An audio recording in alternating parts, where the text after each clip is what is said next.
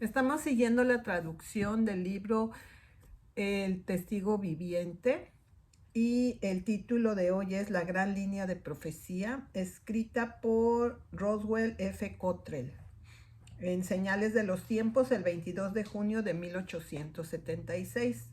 Roswell F. Cottrell nació de 1814 a 1892. Nació en Brookfield, Nueva York, y murió a la edad de 78 años en Ridgeway, Nueva York. Los Cottrell eran bautistas del séptimo día, y aunque interesados en el movimiento milerita, no se unieron a él por su fe en el sábado. En 1851, tanto Roswell como su padre, John, se convirtieron en adventistas del séptimo día. Roswell se convirtió en ministro y trabajó en Nueva York, Pensilvania, Michigan, Maryland y Ontario. Fue escritor de poesía y prosa. Realizó su mayor servicio y se hizo conocido en toda la denominación por sus iniciales familiares como RFC. Para la instrucción en la fe de la humanidad en general y especialmente para animar la fe de los creyentes en medio de los peligros y la infidelidad imperante de los últimos días, Dios ha dado en su palabra una gran línea de profecía consecutiva, comenzando con Nabucodonosor y el reino de Babilonia, y llegar al reino eterno de Jesucristo debajo de todo el cielo. En Daniel 2, en el sueño del rey y la interpretación de él dado a través del profeta, tenemos el punto de comienzo de la historia profética. 4 grandes imperios terrenales iban a gobernar sucesivamente, después de lo cual estos reinos terrenales iban a ser destruidos, y el Dios del cielo debería establecer un reino eterno que nunca será destruido ni pasará a manos de otros gobernantes. En Daniel 7 se da más luz sobre esta línea de profecía. Aquí estos 4 reinos están simbolizados por 4 bestias. La cuarta bestia, que representa a Roma, tiene 10 cuernos. Estos cuernos representan la división de Roma en los 10 reinos, lo mismo que los dedos de los pies de la imagen del capítulo 2, pero ahora se da más luz. Entre los 10 reinos que hay, surge otro y un poder diferente simbolizado por un pequeño cuerno que surge entre los 10, ante el cual 3 de esos reinos caen o son arrancados. Y este poder es representado como blasfemando contra Dios y persiguiendo a su pueblo durante un largo periodo de tiempo, después del cual el dominio que tiene se le quita, se consume y al final es destruido. La bestia será muerta y su cuerpo destruido y entregado a la llama ardiente. Entonces el reino bajo todo el cielo es dado a los santos, un eterno reino. La visión termina donde termina la del capítulo 2, con el reino eterno de Dios en toda la tierra. Ahora, cada especificación dada en la descripción del cuerno pequeño ha encontrado un cumplimiento perfecto en el papado, o Papa de Roma. La descripción en todas sus partes se aplica perfectamente a esto y no se aplica a ningún otro gobierno que alguna vez gobernó la tierra. El papado surgió entre los 10 reinos del dividido Imperio Romano. 3 de los 10 cayeron antes de que estuviera completamente establecido en el poder. Fueron sometidos para que el papado pudiera llegar al poder. El papado ha hecho la guerra con los santos y prevaleció contra ellos. Ha hablado grandes palabras contra el Altísimo. Ha agotado a los santos del Altísimo y ha pensado en cambiar los tiempos y las leyes del Altísimo. Y han sido entregados en su mano. Sufrieron bajo su gobierno despótico durante un tiempo y tiempos y la mitad de un tiempo. 1260 días proféticos, que es ese número de años literales. Estos años comienzan en el 538, cuando los ostrogodos, el último de los 3 reinos, fueron sometidos por Justiniano expresamente para la exaltación del papado, y terminó en 1798, cuando el papa fue hecho prisionero de guerra por los franceses. y más recientemente aún así por la voz de las grandes palabras de la infalibilidad papal que habló el cuerno. Su dominio ha sido completamente quitado y su destrucción final está cerca, la cual según Pablo se logrará con el brillo de la segunda venida de Cristo. Segunda de Tesalonicenses 2:8. Así queda probado que el reino venidero está cerca. En el libro de Apocalipsis, esta misma cadena de profecías es retomada y extendida, dando más luz. El dragón de Apocalipsis 12 es sin duda el imperio romano en su forma, o antes del establecimiento del papado.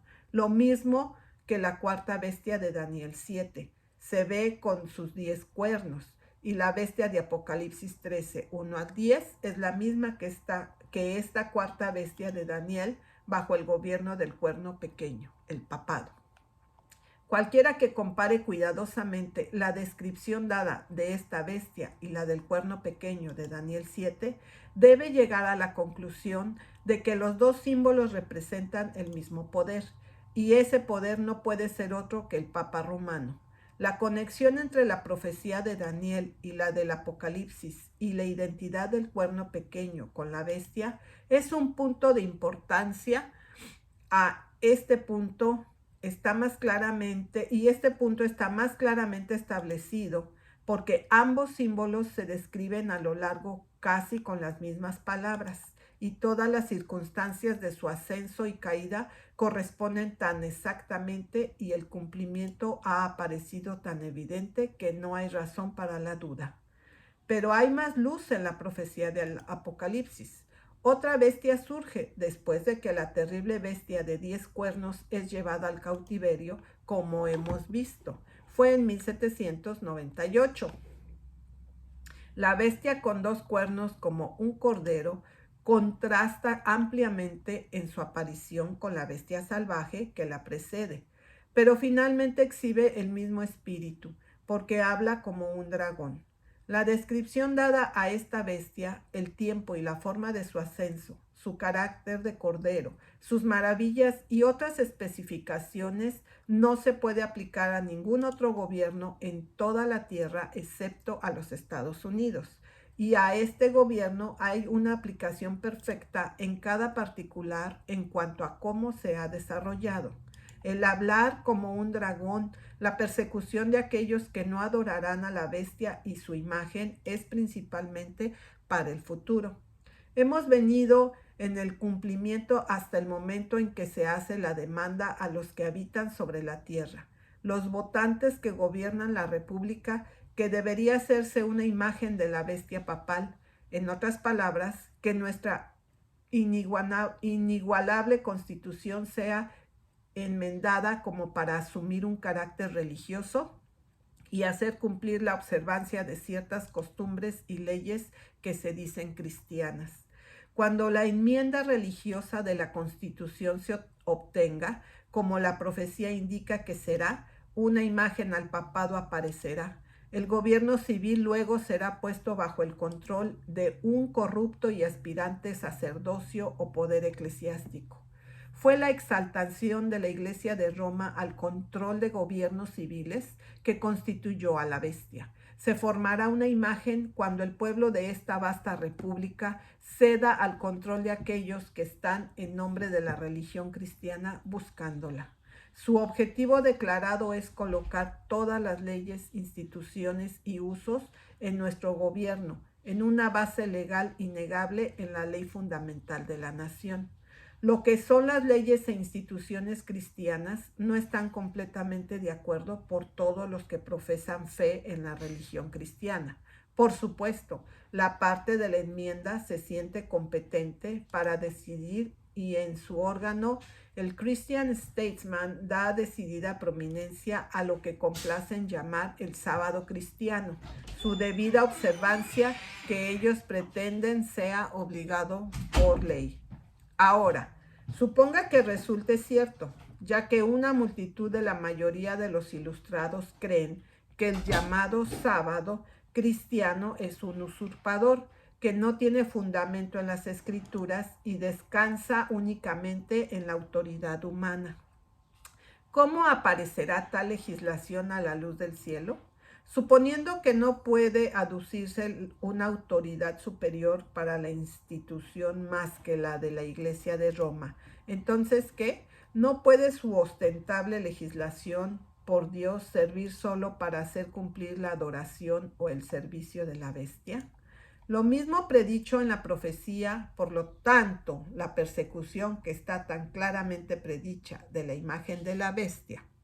Esta es evidentemente la última persecución del pueblo de Dios y su liberación final sigue. Se ven en triunfo en el monte Sión con el Cordero. Apocalipsis 14, 1 al 5. Así, esta gran línea de profecía llega al final del tiempo de prueba y describe la última prueba de la fe del pueblo de Dios, del cual son liberados en la venida de Cristo y son hechos partícipes con su libertador del reino eterno. Pero en conexión con y preparándose para esta última escena de prueba y peligro, hay una advertencia prevista que se dará, que es el eslabón más importante en esta gran cadena de verdad profética. Es el mensaje de advertencia del tercer ángel, que cierra la predicación del Evangelio a los hombres. Se encuentra en Apocalipsis 14, 9 al 12. El mensaje presenta una prueba final a la gente. Esta prueba es entre la adoración de la bestia y su imagen, por un lado, y la observancia de los mandamientos de Dios y la fe de Jesús, por el otro. Por lo tanto, es cierto que la verdad de Dios ha sido subvertida por la autoridad del papado y que existe un gran peligro de que las personas que profesan piedad se encontrarán siguiendo las corrupciones de ese poder en lugar de obedecer a Dios y sus mandamientos. El mero hecho de que la última prueba de la libertad condicional pertenece a los mandamientos de la ley moral de Dios es la evidencia misma del hecho de que la gente en general no está bien en este punto, un punto de importancia vital. La adoración y la marca de la bestia están en evidente oposición a lo que Dios ha mandado. Esto debe parecer evidente para la mente común, pero además de esto, claramente se predijo en Daniel 7:25 que ese poder que hablaría grandes palabras contra Dios y perseguiría a sus santos, también pensaría en cambiar los tiempos y la ley. El papado reclamó haber cambiado el tiempo del sábado del séptimo día al primer día de la semana, y que, como los propósitos papistas dicen, sin ninguna autoridad bíblica, los protestantes están siguiendo este cambio pretendiendo justificarlo por las escrituras. Como hemos visto ahora, hay en marcha en Estados Unidos un gran movimiento para una enmienda religiosa de la Constitución y la observancia del primer día de la semana bajo el título de Sábado Cristiano. Es un objeto destacado de la enmienda propuesta. Estas evidencias se combinan para mostrar que nuestra posición como adventistas del séptimo día es la verdadera posición y que la prueba final de la fe del pueblo de Dios se acerca. ¿Quiénes están del lado del Señor? El punto práctico culminante más importante en la gran línea de profecía consecutiva se ha alcanzado. La última escena de juicio y persecución está a punto de abrirse. La advertencia final, que es la gran secuela de la profecía para el tiempo de prueba, está siendo predicada.